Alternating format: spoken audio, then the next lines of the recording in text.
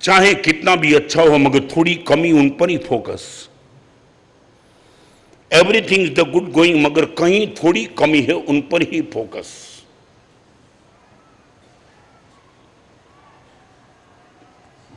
आप अपने आप को चेक करना। गए शंखेश्वर पार्श्वनाथ भगवान के दर्शन करने के लिए, दर्शन अच्छा हो गया, पूजा भी अच्छी हो गई। भोजनशाला में गए और वहां पापड़ नहीं था। नहीं प्लीज, मजाक नहीं। और बाहर निकलने के बाद तुम शंखेश्वर इंदौर आए और किसी ने पूछा शंखेश्वर कैसा रहा, बेकार भोजनशाला है। नहीं, भगवान पार्श्वनाथ के पास जाकर के इस पापड़ की एंट्री हो सकती है क्या?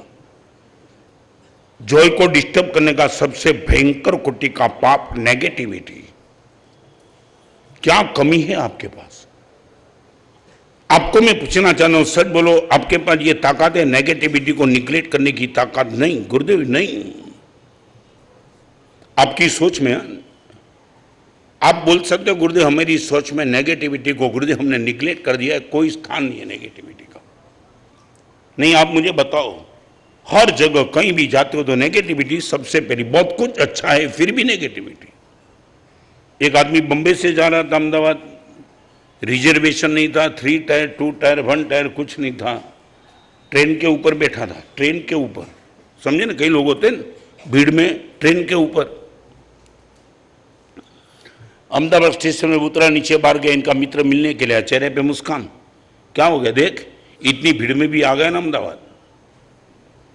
कहां बैठा था? ऊपर। सच बोलो क्या था ये चेहरे पे मुस्कान लाने का कोई रीजन था? मगर ही वॉज द हैप्पी, क्योंकि कुछ नेगेटिव उसने बस इतना ही सोचा, आ तो गया ना। सच बोलो आपके पास सोचने की ये तरीका है क्या? नहीं, आप मुझे बताओ। एक ईगो को मान लो कि तुमने कवर कंट्रोल कर दिया तो नंबर 2 पे आती है नेगेटिविटी। बहुत कुछ कमी है, और नेगेटिविटी पुण्य की कमी है। मेरा पुण्य कमी इसलिए सब कुछ मुझे नहीं मिलता, कुछ ना कुछ तो कमी मिलने होने वाली है। मैं आपको पूछना चाहता हूं, आपकी सोच में क्या रहता है, जो है वो या जो नहीं है वो? What about positivity? आपको मालूम नहीं, एक आदमी का 60 बर्थडे था और भगवान के फोटो के पास सुबह के समय एक चिट्ठी रखी और आगे निकल गया आंख में आंसू के साथ, और पत्नी ने देख लिया। पत्नी ने सोचा आज बर्थडे के दिन पति की आंख में आंसू और भगवान के फोटो के पास कुछ चिट्ठी रख के गए, हुआ क्या? और पति अंदर गया और पत्नी वहीं जाकर के उसने चिट्ठी ले ली और चिट्ठी में पढ़ना शुरू किया। 4 रीजन बता दिया था। 4 रीजन। गत साल भगवान मेरा सबसे ज्यादा बेकार गया। नंबर 1, 30 साल से जिस कंपनी में मैं नौकरी करता था वो कंपनी की डेट पूरी हो गई, मुझे रिटायर कर दिया, नौकरी गई मेरी।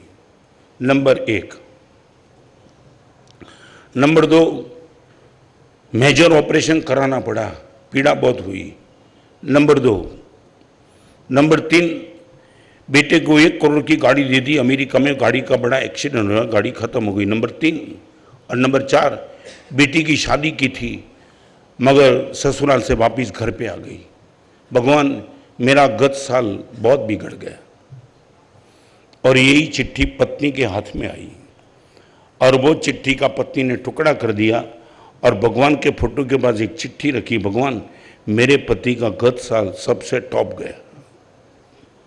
नंबर 1, 3 साल से वो नौकरी करते थे, परिवार के लिए कभी समय नहीं था, टाइम पूरा हो गया, नौकरी पूरी हो गई, परिवार के लिए पर्याप्त समय है। नंबर 1।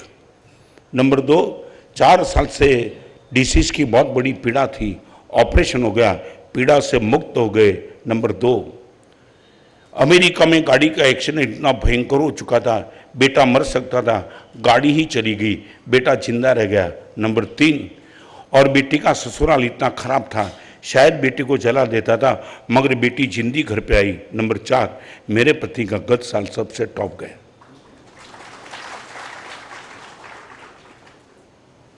सच बोलो ये क्या था?